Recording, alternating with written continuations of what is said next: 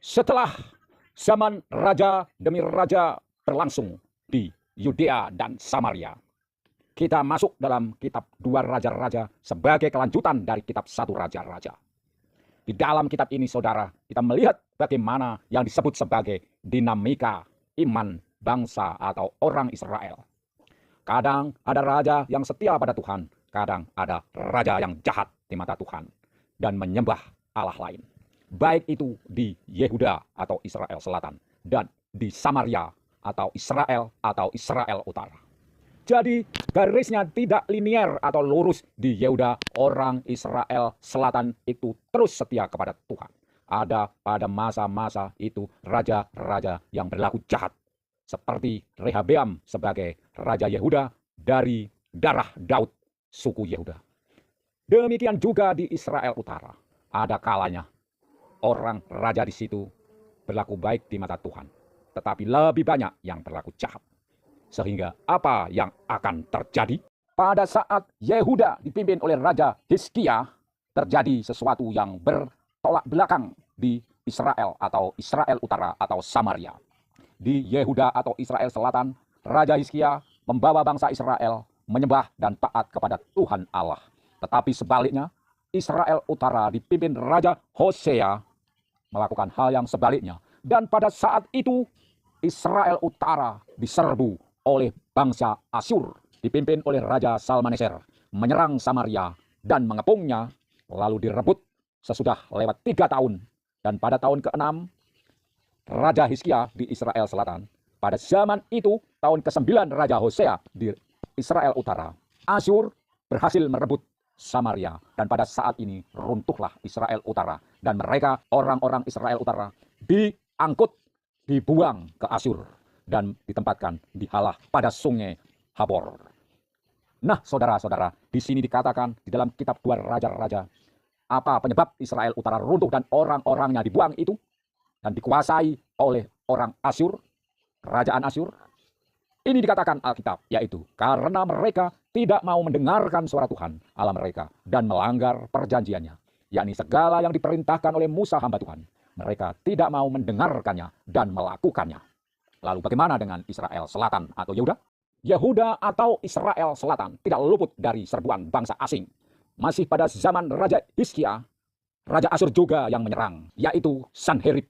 Dengan demikian negeri Asyur menyerang segala kota berkubu negeri Yehuda lalu merebutnya. Dan ini tidak lantas membuat Yehuda runtuh seperti Samaria atau Israel. Oleh karena kebaikan hati Tuhan yang menggerakkan Raja Asyur, Yerusalem luput dari tangan Sanherib. Apakah ini tertulis di Alkitab demikian? Ya, di dalam Alkitab selalu dikatakan kebaikan orang asing atau raja-raja asing, sehingga melepaskan atau memberi nasib baik kepada orang Israel sebagai umat pilihannya adalah karena campur tangan Tuhan yang melunakkan hati yang bersangkutan. Oleh karena hal itu, dengan kebaikan dari Sanherib, Yerusalem luput dari tangan Sanherib. Di sini dikatakan oleh seorang nabi, yaitu Yesaya, pada Raja Hizkia. Beginilah kamu katakan kepada tuanku, beginilah firman Tuhan, jangan takut terhadap perkataan yang kau dengar yang telah diucapkan oleh budak-budak Raja Asyur untuk menghujat aku. Sesungguhnya aku akan menyuruh satu roh masuk di dalamnya sehingga ia mendengar suatu kabar dan pulang ke negerinya. Aku akan membuat dia mati rebah oleh pedang di negerinya sendiri.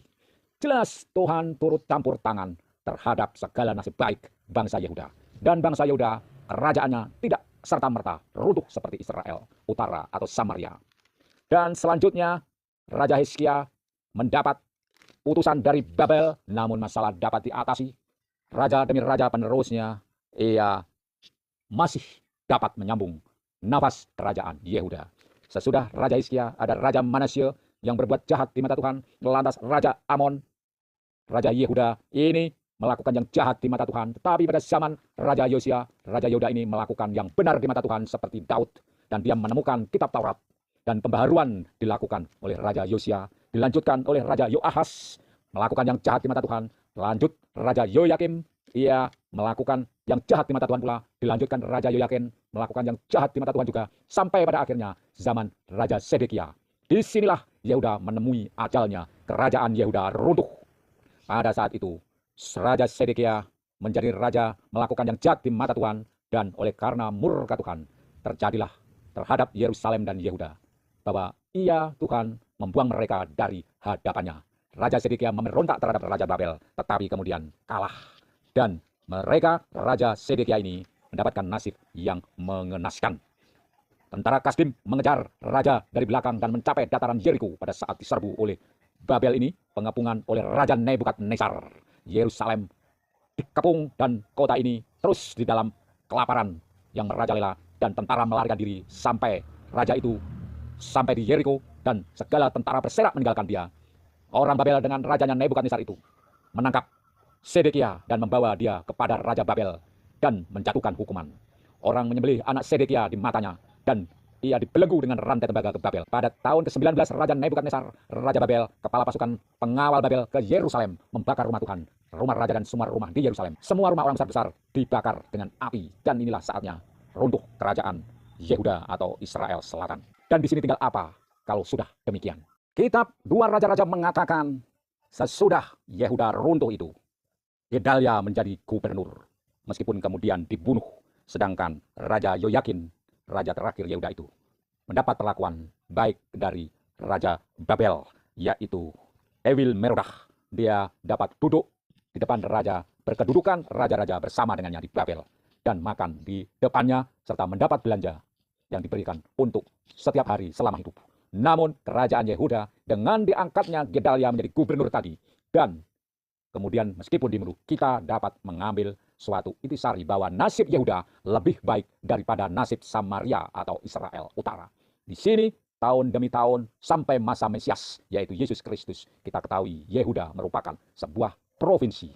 Dan pada zaman Mesias kita tahu siapa yang memimpin? Herodes disebut sebagai Raja Yehuda. Provinsi Yehuda masih di bawah Kekaisaran Romawi.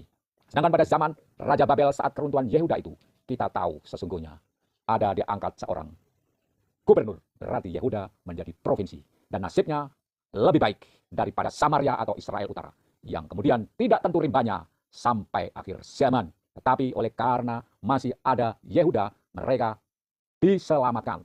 Jadi suku-suku bangsa Israel di luar Yehuda tetap dianggap bagian dari Israel, dan mereka berkumpul kembali di dalam langkah-langkah penyatuan Israel menjadi Zionisme. Dan itulah sebetulnya penyelamatan Israel ada oleh karena masih ada suku bangsa Yehuda atau kerajaan Yehuda, yang di situ ada darah Daud yang kemudian menurunkan Mesias Yesus. Israel menjadi utuh oleh karena mereka dianggap masih satu sebagai bagian dari Israel secara keseluruhan oleh karena adanya Yehuda.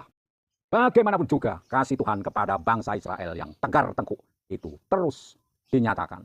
Rencana keselamatan Tuhan melalui Mesias tidak pernah gagal, dan rencana Tuhan itu selalu dilambari dengan kasih-Nya yang selalu mengingatkan bangsa Israel itu untuk terus setia meskipun mereka menolak dan jatuh di dalam dosa. Kita mengenal banyak nabi diturunkan pada masa raja-raja ini. Kalau kita mengenal nama-nama nabi yang terkenal itu, mereka rata-rata hidup pada zaman raja-raja. Di kitab ini tertulis nama-nama mereka, meskipun banyak pula yang tidak disebutkan namanya. Ada nabi-nabi besar seperti Elia, Yesaya. Mereka adalah nabi-nabi yang hadir pada masa raja-raja itu. Selain itu, kita juga mengenal nama Nabi Mika, Obadya, Amos. Mereka adalah juga nabi pada zaman raja-raja itu. Dari manakah mereka berasal? Mereka adalah orang-orang biasa yang Tuhan berkenan untuk berbicara kepada mereka. Dan profesi mereka ada yang merupakan penggembala ternak kambing domba. Nah, saudara-saudara, kita tahu bahwa kitab-kitab yang ditulis oleh para nabi itu menunjukkan pesan-pesan yang diberikan Tuhan sebagai amaran pada masa raja-raja itu, yang dinamikanya sungguh-sungguh menunjukkan ketegar tengkukan bangsa Israel, cermin dari kita manusia pada masa sekarang. Tetapi Tuhan tetap mengasihinya. Selain dari nabi-nabi yang sudah menuliskan itu, dimanapun ada sesuatu hal penting, kita membaca juga di kitab raja-raja ini seringkali muncul gerombolan nabi-nabi berjumlah banyak, dan mereka mengingatkan keserongan dari raja-raja itu. Meskipun mereka sering berbuat jahat dan tidak taat pada perintah Allah, Allah selalu mengasihi umat pilihannya. Dikirimnya para nabi itu mengingatkan mereka, dan dari pesan-pesan para nabi itu dalam kitab-kitab yang terpisah, kita mengetahui bagaimana rencana dan kasih Allah kepada bangsa pilihannya itu. Dan itu berlaku terus. Israel meskipun runtuh, tetap ada provinsi Yehuda dan bangsa Yehuda yang dapat mempersatukan seluruh bangsa Israel, umat pilihan Allah itu. Dan ini pun berlaku untuk kita zaman ini. Apakah kita termasuk kategori umat yang setia dan selalu taat perintah Allah? Kita dapat mengevaluasi sejarah hidup kita masing-masing. Nah, saya sudah merasa bahwa kita selalu setia pada Allah, itu dapat dipertanyakan lagi, apakah memang betul demikian?